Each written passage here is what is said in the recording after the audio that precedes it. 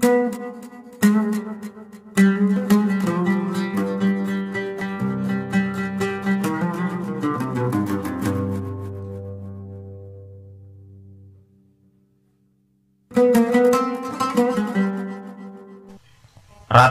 ulama itu berpendapat bahwa asal mula Isra itu sebagai hiburan, ya. Hiburan dari Tuhan, ya Allah nyukani pelipur larang gini ku saat Nabi ngalami dua kesusahan. Itu periode Mekah itu periode tersulit Nabi karena beliau itu sudah minoritas, ya, minoritas, kaum minoritas kecil, miskin, pendukungnya tidak ada. Satu-satunya yang menggaransi, yang menjamin Nabi tidak dibunuh itu karena beliau dilindungi oleh sinten pamanipun, gini sinten Abu Thalib. Dan termasuk lagi secara kasta sosial ekonomi beliau tinggi karena punya istri yang saudagar kaya, gini ku Sayyidah Khadijah. Tapi ternyata orang yang selama ini benar-benar di belakang Nabi, baik secara materi maupun moral, sing entek-entekan berjuang, ternyata wafat. Khadijah Abu Thalib wafat, terus dikenal tahun itu tahun Amul Husni, tahun kesusahan. Sudah gitu niki sing termasuk ilmiah, ilmiah. Sudah gitu secara ilmiah psikologis kejiwaan Nabi terguncang. Niki rungokno tenan niki ngaji. Terguncang itu karena secara mitos, keyakinannya tiang Arab niku pun kadung kedikte embek keyakinan yang ditanamkan ulama-ulama Yahudi dan Nasrani. Kalau baleni malih, kafir Mekah itu orang-orang bodoh, orang-orang nggak terpelajar. Mereka itu punya satu mitos, satu keyakinan yang ditanamkan oleh tokoh-tokoh intelektual Yahudi maupun Nasrani. Apa keyakinan itu? Bahwa kenabian itu yang paling mungkin kalau orang itu dari turunan Bani Israel. Orang mungkin Nabi kok ora turunane wong Yahudi atau wong Nasrani. Sehingga ketika Nabi mendakwahkan diri sebagai Nabi, mereka bilang antaqulu innama unzilal kitabu ala ta'ifatain min qablina. Nak jenenge wahyu harus tidak jauh-jauh sangka turunan-turunan Yahudi. Sebab itu banyak cerita di Quran, cerita konsultasine tiyang kafir Mekah pada tokoh-tokoh Yahudi. Setelah konsultasi ya disesatkan. Orang mungkin Nabi kok nemu ummiyin, bintu-bintu untuk apa? Wahyu. Bodoh-bodoh jadi Nabi rak kita orang Muhammad. Ini kalau cerita sejarah. Sehingga saat Nabi ngaku Nabi, niku kayak sudah jadi mitos. Nabi itu tidak boleh jauh-jauh dari Palestina. Karena Nabi Ibrahim orang Palestina, Nabi Isa orang Palestina, Yahya Zakaria juga orang Palestina, Nabi Musa juga orang Palestina. Semuanya itu tidak jauh-jauh dari komunitas Baitul Aqsa. Ini ku masjid Baitul Maqdis atau Baitul Muqaddas. Lah itu ngomong kafir pinter, saking kepengen nyudutno Nabi Muhammad itu sampai Nabi mesti ning Palestina, ya mesti roh cerita-ceritanya Nabi ning Palestina. Tapi apa tahu roh Palestina? Setelah kau detail-detail, nak kau pancen roh itu pintu masjid ning Palestina Baitul Aqsa jumlahnya piro, terus madepnya ning diwa. Jadi bahwa Nabi ngeklaim diri sebagai Nabi yang bisa membaca malakutas samawati, baca alam-alam gaib, niku dites nak iso tenan. Saiki aku takok jumlah pintu Baitul Maqdis piro. Ini peringatan kangge santri-santri bahwa semua Nabi itu di luar dites fisik. Artinya zaman Nabi sholat di masjid kayak teletong unta terus disiksa Abu Jahal itu hanya ujian-ujian fisik. Tapi di luar itu sebetulnya Nabi juga mengalami ujian-ujian intelektual. Ya kayak cerita-cerita di hadis Sahih, Nabi itu sering didatangi orang Yahudi ditanya, "Mat, saya punya 5 pertanyaan. Yang tahu itu hanya Nabi. Kalau kamu bisa jawab ya Nabi, kalau enggak ya tidak Nabi." Termasuk takokane, apa pertama yang dimakan ahli jannah saat masuk surga? Takokane aneh-aneh. Terus kenapa anak itu kok kadang mirip bapaknya, mirip ibunya? Soal takok aneh-aneh. Dan itu berlanjut terus sampai Nabi di periode Madinah. Nah sebab itu Nabi itu secara intelektual itu diasah Tuhan lewat proses Isra, di mana Nabi saat itu secara fasih bisa menjawab jumlah pintu Masjid Aqsa sekian. perilaku Nabi Musa begini, wajahnya Nabi Musa begini, wajahnya Nabi Ibrahim begini. Sampai di hati-hati sahih Nabi bisa menjelaskan detail. Nabi Musa itu rambutnya kayak ini, wajahnya kayak ini, ada mutiwal. Itu detail sekali Nabi. Sebab itu di sini diterangkan oleh Imam Suyuti, peristiwa Isra adalah peristiwa di mana Nabi berjumpa para sinten Nabi. Itu asal usulnya kenapa? Karena sudah kayak menjadi mitos, Nabi itu tidak boleh jauh-jauh dari tradisi Yahudi, tradisi Palestina. Paham ben sampean roh asal usulnya. Tapi kemudian asal usul itu sebetulnya hanya sementara, ya, hanya permainan politik. Mau sampean bener sejarah, permainan politik, manipulasi politik. Sebetulnya Nabi itu ya tidak jauh-jauh dari beliau adalah keturunan Israel. Israel itu bukan menunjuk sebuah negara lagi, sampean pun salah paham. Israel dalam bahasa Quran itu menunjuk awladi Yakub. Israel menjadi negara kan baru kemarin setelah diberi kemerdekaan Inggris, paham ya? Israel sebagai negara kan baru apa?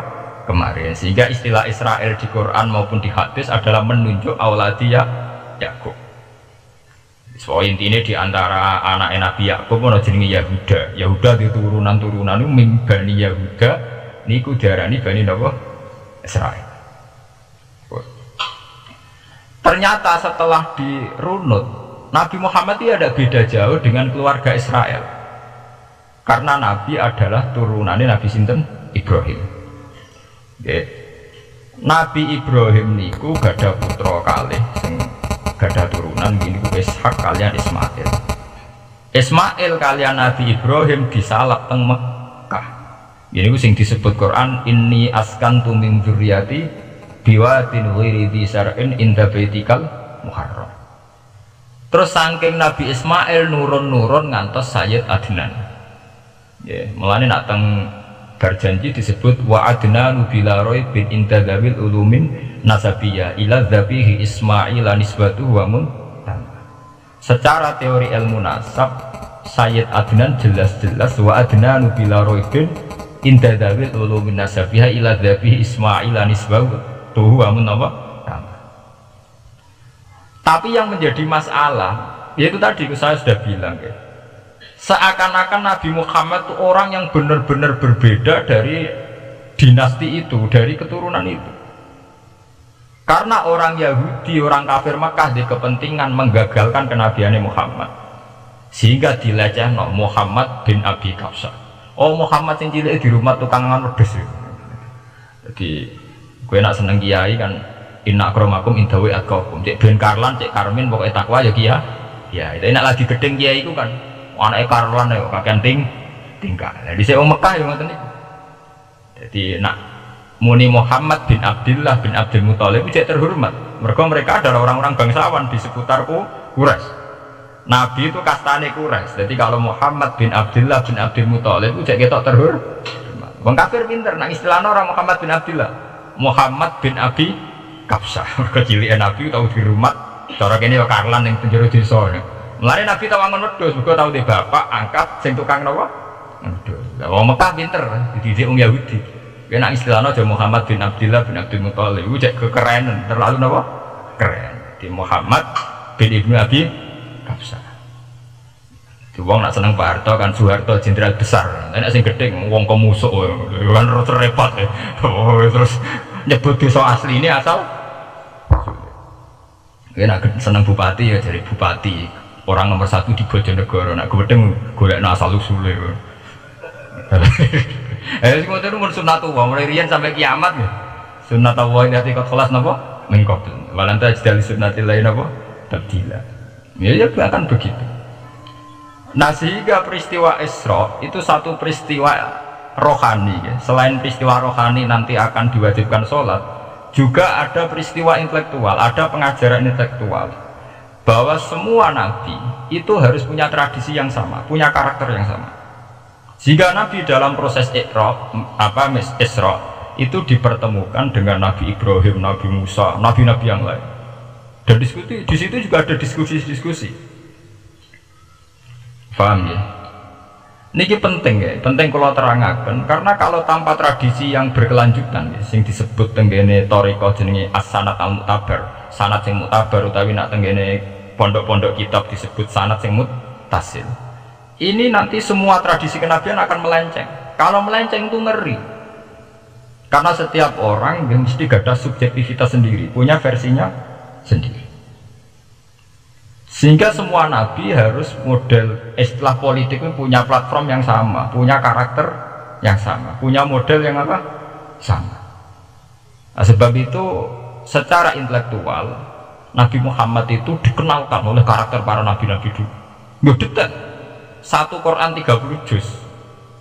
Andai kan sampai hafal Quran, sampai merunut sejarahnya, coba. Kita ini kan kadung dibentuk, artinya kita ini ya alhamdulillah sudah kadung kebentuk, tahu sejarah para nabi. Tapi asal usulnya kita tahu lewat kitab yang namanya Al-Quran.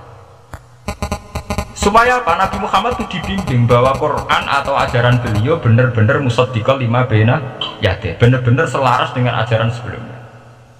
Mulai ajaran yang bersifat samawi sampai hal-hal yang basariyah, yang menyangkut tabi'ah apa? Basariyah. Kalau contohnya ngeten, misalnya begini, Nabi Muhammad disejarahkan Nabi Ibrahim, beliau punya problem itu berupa punya bapak atau paman yang tidak Islam. Bahkan ada cerita kayak desa dari Nabi Ibrahim cilik kon adol patung, terus didol meniki patung, ya ora manfaati ra mudarati, mbok tuku ya karepem ora napa karepem, mbok ono sanate mbok ora, pokoke cerita itu populer. Disejarahkan begitu, sehingga Nabi Muhammad tahu. Oh ternyata yang punya problem ngadepi keluarga itu tidak saya tok. Dulu Nabi Ibrahim juga punya problem ngadepi keluarga. Aku tahu lumayan terima paman, Pak Lek, Pak D, Abu Jahal sinten? Abu Lahab. Nabi Ibrahim malah bapak. Dah gitu. Setelah itu juga diceritakan tentang Nabi Nuh, seorang nabi besar yang punya nasib sial, yaitu istrinya pengkhianat. Mereka jadi kiai di bojo judes itu tidak masalah. Mulai terima kiai di bojo judes biasa. Ya itu tadi Nabi Nuh itu lebih ngeri ketimbang itu di bojo apa? Bukan kebenaran. Kita kan paling dicoba bojo judes, kan ringan banget. Paling banter macam piring gelas itu kan itu murah banget. Begitu terus. Nabi Musa juga gitu. Diceritakan Nabi Musa, beliau adalah seorang sosok Bani Israel yang temperamental. Ya basariah sekali. Saking temperamentalnya ketika tukaran ya jotos. Karena nak kiai temperamental kadang jotosan ya ono sanate ya Nabi Musa nak tukaran ra cocok napa jotos. Fawakazahu Musa faqadha alai. Artinya ya basariah sekali.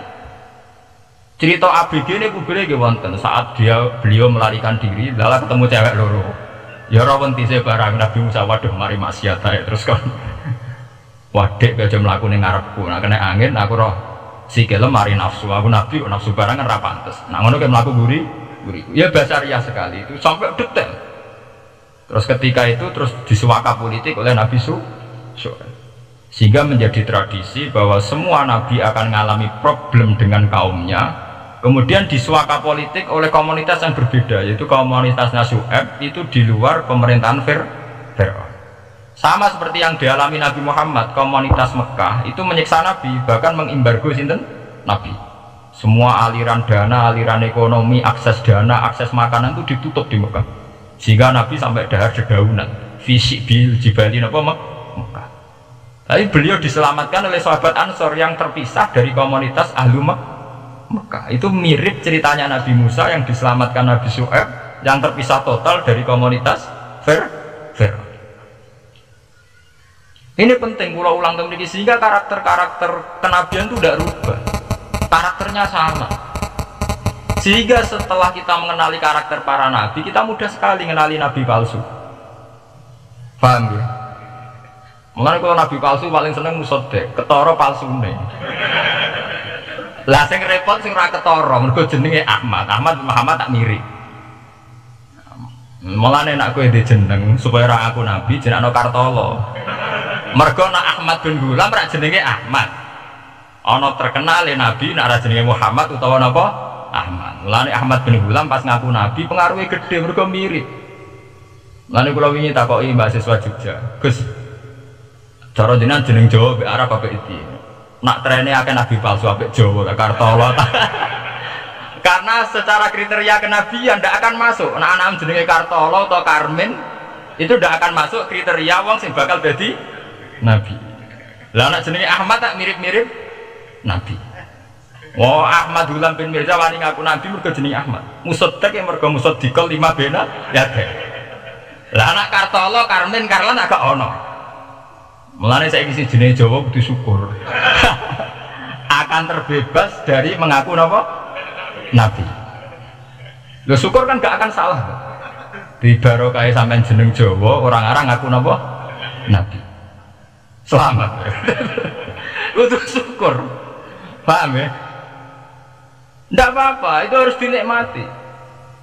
Yaitu tadi, karena Nabi itu punya karakter yang sama, punya tradisi yang sama, yang mirip-mirip.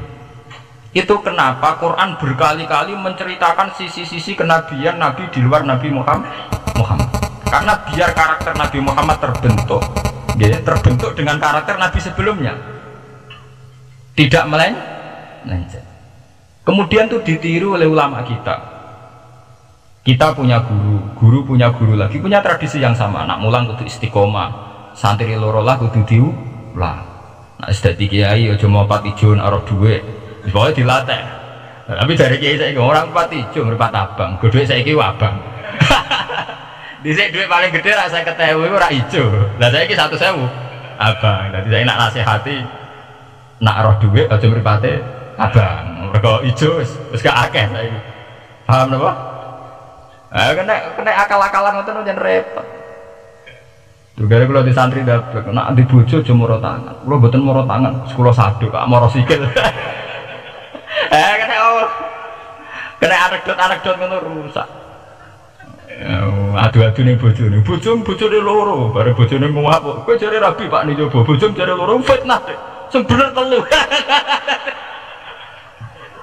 Ayo kan repot. Ketemu cangkem elek rusak kabeh. Fitnah udah nak loro. Sing bener apa? Telu. Lah sakniki mun politik ngoten gale saya sebagai pejabat tidak pernah mengkorupsi 1 sen pun uang rakyat. Wong edan tapi korupsi sak sen.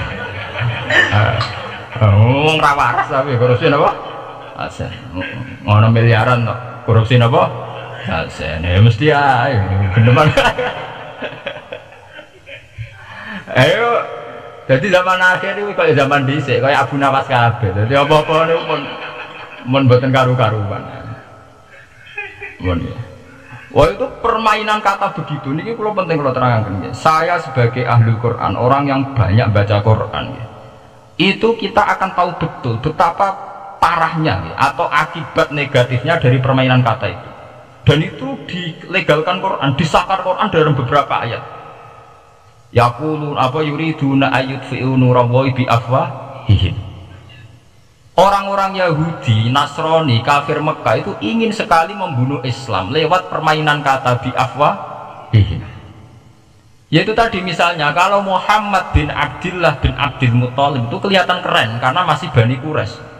Tapi kalau diistilahkan Muhammad bin Abi Kabsah, wah Muhammad sing anake Karlan iku ora umiyin. Balik dari wong alim terus diistilahno bapakmu di sing cileke iku angon wedhus. Ya terus repot terus ajur kah? Kabeh. Itu biafwahihim. Efektivitas biafwahihim itu sampai tenggene Tarikh Suyuti wonten keterangan wa min dzalika irtadda jam'un minas sahabah. Dari permainan kata yang ditanamkan orang Yahudi itu sampai banyak sahabat yang murtad. Istilahnya itu jam'un minas sahabat. Meskipun setelah murtad itu ya divonis tidak sahabat. Misalnya menyangkut nasa mansukh. Orang Yahudi pinter, du'afaul muslimin, orang-orang muslim yang imannya masih lemah. Delok le nabimu, wong kok pelin-pelane ngono. Dhisik Ka'bah madhep Baitul Maqdis. Iku wis bener iku, mergo kiblate Nabi Musa. Nabi-nabi dhisik kiblate Baitul Maqdis. Nah saiki gara-gara dekne kangen keluargane pancen dekne cah Mekah, saiki kangen Mekah. Terus kon manggon omahe buyut-buyute, dadi saiki kiblat diadepno omahe buyut-buyute. Kangen-kangene dhewe di urusan kiblat. Jadi pas Nabi itu masih di Medina. 16 bulan Nabi salate madhep Baitul Maqdis. Suatu saat tok wahyu falan waliyana kiblatan tardu. Fawalli wajhaka satrul Masjidil Haram. Sakniki kan madhep teng Mekah. Sajane iki normal saja. Artinya normal ya normal. Tapi orang Yahudi memanipulasi bahwa itu fakta, bahwa Muhammad itu memimpin agama dengan cara tradisinya sendiri. Mergo dekne kangen keluargane ra iso mulai, terus sholat madhep daerah dhewe, nggo pelipur lah. Ya jare sahabat sing doa fan muslimin diangen-angen ya iya. Nah niki kula peringatan tentang santri-santri. Sebab itu kalau sampai jadi kiai itu santri harus punya wawasan intelektual yang luas. Semenjak itu Quran mewahyukan secara nalar sejarah.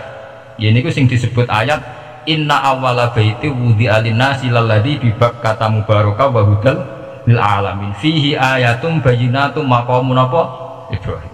Akhirnya Nabi Muhammad nantang ning tokoh-tokoh Yahudi. Apa salahnya saya punya dua kiblat? Baitul Maqdis adalah kiblatul anbiya karena dulu Nabi Musa di situ, Nabi Isa di situ. Sekarang saya menghadap ke kiblat yang lain karena itu kiblatul Ibrahim dan dia lebih senior. Lebih apa? Senior. Sebelum ada Baitul Maqdis itu sudah ada Mekah. Mekah lebih senior, lebih tua. Terus disebut fihi ayatum bayyinatum maqamun Ibrahim. Nabi Musa, Isa adalah periode setelah Ibrahim. Sebab itu akhirnya semenjak perdebatan itu Islam bangga. Makanya sampai kalau ngaji hadis-hadis sahabat itu bangga. Ana miman sholla ilal qiblatain, ya. Ana miman sholla ilal qiblatain. Aku termasuk sahabat yang menangi dua kiblat. Mergo zaman madhep Baitul Maqdis ya kiblatul anbiya, madhep Mekah ya kiblatul anbiya.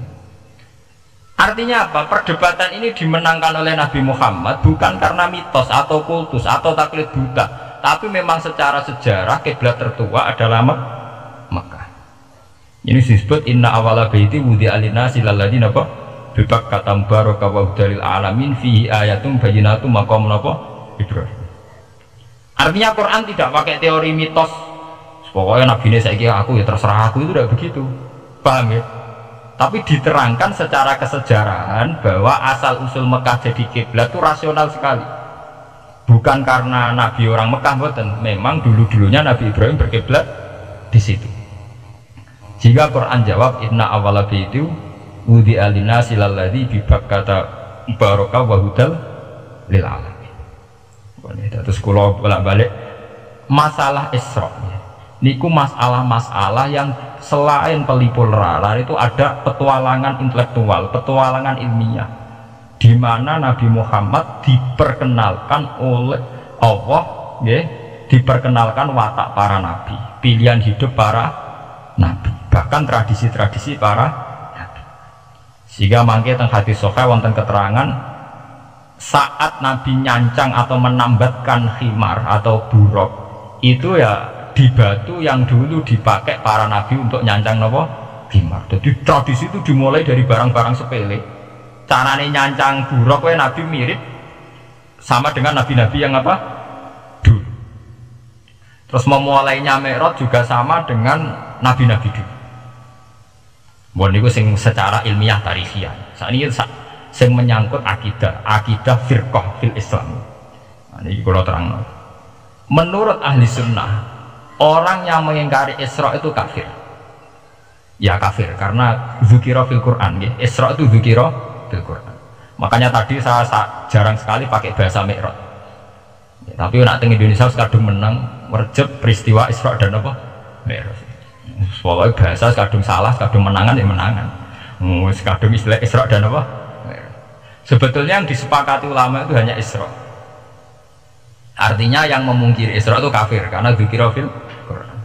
Lah kemudian Mi'raj menurut keyakinan ahli sunnah itu terjadi. Setelah terjadi itu masalahnya biruhi wa jasadihi jami'an ma'an atau biruhi faqat. Nah, kemudian menjadi firqah-firqah yang macam-macam. Ada yang meyakini biruhi wa jasadi, ada yang meyakini biruhi napa faqat. Sampai kalau ngaji Al-Kawakibul Lama'ah karangannya Mbah Fadl atau kitab-kitab panduan ahli sunnah yang disahkan oleh NU. NU dulu pas musyawarah besar di Jombang yang dipakai panduan itu dulu yang disahkan itu Al-Kawakibul Lama'ah yang dikarang Mbah Fadl. Itu memang kita termasuk mengikuti yang biruhi wajah jadi. Tapi sebetulnya dalam kelompok yang biruhi fakot itu ada orang keren di dalam dunia ilmiah. Ini termasuk Aisyah meyakini biruhi apa? Fakot. Ya, tapi itu sudah masalah-masalah kemudian berkembang menjadi di luar masalah firqah, terus menjadi masalah said, masalah pengetahuan. Kalau masalah pengetahuan tentu kita ini terus masalah kan, artinya masalah itu kalau iman diukur dengan akal ya kadang tidak sambung. Wah itu mokal, orang dengan kecepatan sekian pasti hancur. Dan agama ukur akal terus ya repot. Wong si pendem bisa dibualung, dibakas tangi barang. Jadi sing disoal orang mek rotok, kabeh napa disoal. Manjen masalah yang manusia itu masalah sing ya begitu. Bon itu buatan penting. Nah, itu terus kemudian menjadi firqah. Terus kemudian ada hadis-hadis yang menerangkan proses Nabi dialek dengan para nabi. Kayak ketemu Nabi Musa, Nabi Ibrahim, terus Nabi Idris, Nabi Isa, Nabi Musa. Itu terus diterangkan di hadis-hadis sahih.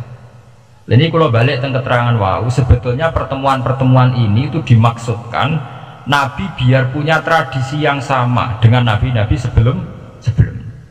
Karena ini penting. Sama esro rasane dadi kiai. Niku kroso banget. Misalnya kita akan dididik ala pesantren misalnya. Kita punya kiai-kiai yang punya tradisi. Misalnya nak rawong nakal, wong minum, astagfirullahaladzim, wong kok ngono kan. Ya hanya begitu. Sehingga wis kaya identik angger kiai NU atau amalia NU iku rawani naboki wong sing nyabu. Ya rawani nyaduki wong sing lagi minum. Kemudian itu dianggap satu kekurangan atau apa, walhasil kemudian lahir kayak FPI, orang yang tidak menerima metode itu. Tapi sudah kayak ada janjian tuh begitu, kiai paling anti kemungkaran lah itu. Misal kiai paling kerengo sapa yang terkenal kerengo. Mereka tidak punya catatan rekod bahwa mereka pernah jotosi wong minum. Masih sing sering jotosi santri lah itu tetep ora tau terkenal jotosi napa wong sing mabuk, wong sing minum. Itu sudah kayak tradisi. Dulu zaman Basim Asari Jombang terkenal hijau be abang, yang abang ya abangan tenan. Sing hijau. Tapi tidak ada catatan sejarah kiai jotosan be pemabuk. Ya memang kayak kita sudah punya tradisi nak roh kemungkaran itu menang kalah itu lewat proses bil hikmati wal mau'izatil hasanah. Kita ini gak punya tradisi nak roh kemungkaran milih model Nabi wa mahdi qaumi fa innahum la ya'lam. Itu ya kayak ada janjian begitu. Meskipun kita sebagai orang alim ya tahu nahi mungkar itu wajib, nahi mungkar itu begini-begini, tapi ya praktek kita tidak pernah begitu. Kalau di Timur Tengah kebalikan, mana tidak terima karuan wong nakal, podo soleh beda aliran halal dibunuh, sehingga wong Sunni yang ngalalo dari wong Syiah yang ngalalo dari apa wong Sunni. Ya sudah kayak tradisi. Sampai anak mau kitab fikih khas Arab, mau biasa muni. Wong niku muhadarun damu. Padahal ya wong soleh, wong Islam mau bimadzhab apa ini disebut apa? Damu. Sehingga kita itu tadi kita punya tradisi. Saya itu kalau sedang tahajud, matehai para wali-wali songo atau apa, itu yang terpikir di saya itu hanya satu. Agama Islam itu lahir lewat Quran dan hadis. Tapi kemudian tahu-tahu tetap berimprovisasi, berkembang sesuai tokoh yang membawa. Sampai kalau melihat Islam di India dulu sampai perang besar-besaran, kemudian zaman Abdul A'la Al-Maududi, zaman periode Muhammad Iqbal, sampai India pecah, kemudian jadi Pakistan yang bernegara apa? Islam, karena banyak konseptor Islam yang tidak setuju negara sekuler, akhirnya mereka misah jadi negara Islam Pakistan. Kemudian Timur Tengah juga begitu, karena Timur Tengah sudah Islam semua, masalahnya itu diislamkan ala Sunni atau ala Syiah. Iran menjelma sebagai aliran Syiah, yang Sunni dianggap sesat, halal darai. Irak zaman Saddam Hussein pemerintahan Sunni, sing Syiah dibantai, sehingga wong Kurdi do mati. Era Saddam keok gentenan Saddam sing di. Makanya kalau saya ngaji di Jogja, seminar di Jogja bilang, kita ini harus bersyukur. Kita ini punya tradisi konflik yang terbaik di dunia. Enggak, kita ini punya tradisi konflik yang terbaik di dunia. Sampai nak Isra Ikhwanul Muslimin teng Mesir, Badan Intelijen Nasional atau Badan Stabilitas Nasional, Bakor Setanas Toba, itu harus terima kasih sama tradisi tokoh-tokoh Islam di Indonesia. Lepas dari kita setuju tidak setuju itu terserah, tapi kita punya tradisi konflik yang paling baik di dunia. Kurang bencinya Gus Dur sama FPI atau FPI sama Gus Dur, paling mereka ya adu statement di depan wartawan. Itu bagus sekali, cara neng Arab itu tembak-tembakan nih. Kita punya sejarah. Secara pesantren saya itu punya sejarah panjang. Zaman Mbah Imam beda dengan Mbah Zubair, zaman Kiai Memun beda dengan Kiai yang lain. Paling adu statement saat ada tamu itu paling bagus. Kita punya tradisi konflik paling bagus di dunia. Kayak apa mangkalnya orang NU saat Gus Dur diimpis, dipecat. Tapi habis itu ya sering seminar ketemu Amin Rais. Ya mereka adu polemik, ini tidak konstitusional, ini apa. Gus Dur nggak jurus dekret, sing sitok nggak jurus sidang istimewa. Nah, kurang serem sidang istimewa dilawan sidang luar biasa. Pokoknya agak istilah sing serem-serem. Tapi tidak saling bunuh loh, sampean harus syukur. Selama ini orang awam sering bilang, loh kiai kok tukaran, sampean bandingkan di Timur Tengah, jenenge tukaran mesti tahdirudang. Para polisi, para badan intelijen, para yang menjaga stabilitas negara ini harus terima kasih sama tradisi tokoh-tokoh Indonesia. Yang namanya di Mesir, di Irak, di mana-mana jenenge tukaran mesti melibatkan pertumpahan darah. Saat Arab Saudi jadi Wahabi itu besar-besaran pembunuhan pengusiran orang-orang Sunni. Tapi di Indonesia enggak, di si anarkis. Paling itu tadi adu polemik. MLB dilawan MLB itu masih keren sekali, tidak apa-apa. Itu lebih baik ketimbang adu jotos atau adu hijab lah. Itu masih bagus. Dan ini sampean biar paham, biar syukur jadi bangsa Indonesia. Kita punya tradisi konflik yang baik. Sama setelah peristiwa teng Irak, ya, teng Sudan, teng Khartoum, teng Darfur, itu kan orang Islam semua. Gara-gara beda madzhab saling bunuh. Di Mesir ya gitu, Ikhwanul Muslimin dengan pemerintah dan sebagainya. Hatta saya sebesar Sayyid Qutb, sing tokoh populer mohon Kak Budute boten jelas. Di Indonesia bagus sekali. Kita menangi zaman secara sejarah ya. Kita menangi bedanya dulu Ahmad Hasan dengan tokoh-tokoh NU. Kulo nu menangi secara sejarah sering baca. Terus zaman anyar-anyarane NU asas tunggal, bedanya Gus Dur dengan Kiai As'ad. Sak mangke bedane PKB dua versi. Mereka menyelesaikan secara beradab lewat pengadilan, pengadilan kalah lewat MA, beradab sekali. Kita harus bersyukur. Dibanding penyelesaian konflik kayak di Irak kemudian ngundang Amerika, akhirnya sekarang kacau baru. Di Timor Leste yang latihan bikin rambut surta di sudut. Indonesia paling banter ngobong fotonya SBC. Ya masih terhormat, masih artinya masih beretika. Kita harus syukur punya bangsa yang beradab. Wong ras tujuan antar kiai rasan-rasanan. Kiai kok ngono, sing tok kiai kok ngono. Nek sing kiai tengah-tengah ayo ono sing ngono, ono sing ngene. Sing ra melok-melok biasanya terus milih amane, ya ono sing ngono, ono sing ngene. Jadi artinya kita yang baik. Saya itu berkali-kali ngaji. Sampai kalau sering baca Quran dan menghayati, artinya orang baca Quran pelang-pelang raro karpe menghayati. Saya itu sekarang sesadar-sadarnya, saya masih belajar. Ini jamaah sini harus tahu. Saya hingga detik ini masih belajar. Entah itu lewat belajar baca Jalalain atau belajar merenung maupun belajar lewat yang lain. Quran itu dulu ya sering nyebut begitu itu saya tidak paham. Sekarang itu saya paham, tambah paham. Misalnya di juz 4 ada istilah ikhwanan. Orang mukmin disuruh ingat peristiwa-peristiwa yang dulu saling kuntum a'da'an fa'allafa baina qulubikum fa'asbahtum bi ni'matihi napa ikhwana. Dulu kamu bermusuh-musuhan yaitu antara kelompok Aus dan Khazraj. Gara-gara barokatul Islam sekarang kamu menjadi ikhwana. Menjadi bersaudara. Sampai kalau melihat TV merunut konflik di Irak, sering ada bom bunuh diri, itu kan ada asal usulnya. Memang sekarang orang menimpakan kesalahan itu pada pasukan multinasional yang dipimpin Amerika dan Inggris. Tapi sebetulnya ada usul-usulnya. Sampai Amerika bisa masuk karena orang Irak tidak ikhwan. Tidak apa? Yaitu ada Syiah, ada Sunni, mereka saling menikam, saling bunuh. Sehingga karena ada ikhwanan ini pihak ketiga masuk, yaitu tentara multinasional. Makanya saat saya di Jogja ditanya, cara jenengan sebuti menyangkut Ahmadiyah, menyangkut konflik di Jakarta, saya bilang sekarang setiap orang bikin from apa forum, yaitu baik kalau niatnya baik. Tapi andikan saya ditanya Tuhan nanti, hakku itu kelompok ngopo, pokoknya anggar NU atau Muhammadiyah aja mayoritas, kamu milih salah sitok itu. Bukan karena mau saya oportunis milih yang besar, enggak, itu lebih baik, lebih maslahat.